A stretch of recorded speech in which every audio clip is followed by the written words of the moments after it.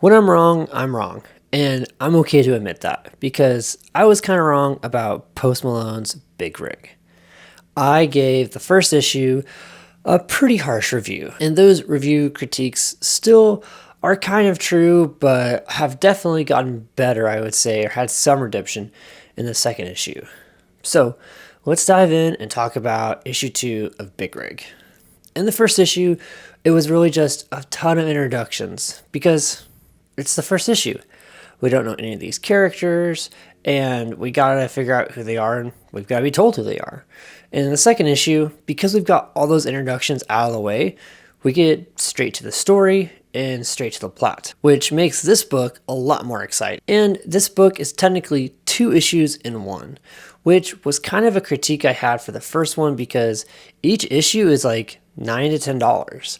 But if we're getting 2 issues for the price of one, then the price makes sense. And also it's more story all at one time. So it flows better and it's keeping me more engaged. So there's redemption in that aspect. And another aspect that I thought was, why did they do that? Was it's all in black and white and a little bit of red.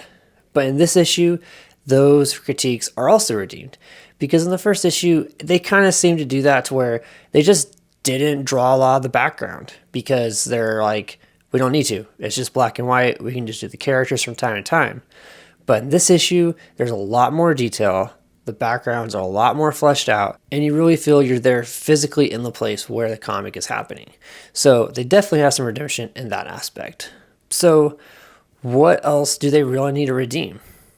Not much from what I can say, because they do have a lot more context for what's happening in issue 2 in the overall story. We pick up where we left off in issue 1, which is where the trucker, our witch girl, and our warrior lady are fighting a prince of demons, the Leviathan. And in this one, they fight back. There's a little conversation about what this modern technology is that just fell from the sky, how the trucker just somehow understands it, and they win. And then they have to fight and protect the rest of the people in this town that the Leviathan was trying to kill. And in this process of trying to fix up the big rig, protect the people, our witch girl ends up finding a crow or a raven and peeping in and seeing that this animal is a spy for Lucifer. And they know that Lucifer's spying on them, and they say it's a two-way street, so they can see Lucifer, and they tell her that they're coming for her. And yes, Lucifer's a girl in this comic. After we find out about Lucifer and the fact that she has spies, they decide we gotta move out and we gotta go kill the next demon prince so we can eventually get to Lucifer. But Lucifer has other plans and possesses different people in this town to do some killing and to eventually sabotage the big rig. But no one knows that. It's an undercover mission. So everyone gathers up in the big rig and they go towards the next demon prince. And you might think, why is everyone going with the big rig? Well, our witch friend said, everyone's going to die, whether they come with us or whether they stay here. And the trucker doesn't like that. So he's like, we're all going to go. But the truck breaks down about halfway there because they have to go so slow because there's so many people and some people can't walk that far. And as they've broken down, they see that the demon that was in the next town over is coming towards them. So they create a wall, a shelter around the big rig. We end this issue with a battle about to start.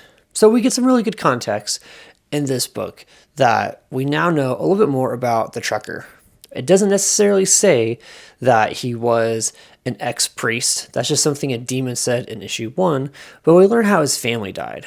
And his family died from a plague where his fever broke, but their fever didn't. And they died. And the trucker kind of punishes himself for their death, even though it wasn't anything in his control. And the funny thing, too, is I don't think priests at this time were allowed to have families. So I don't even really think he technically was a priest.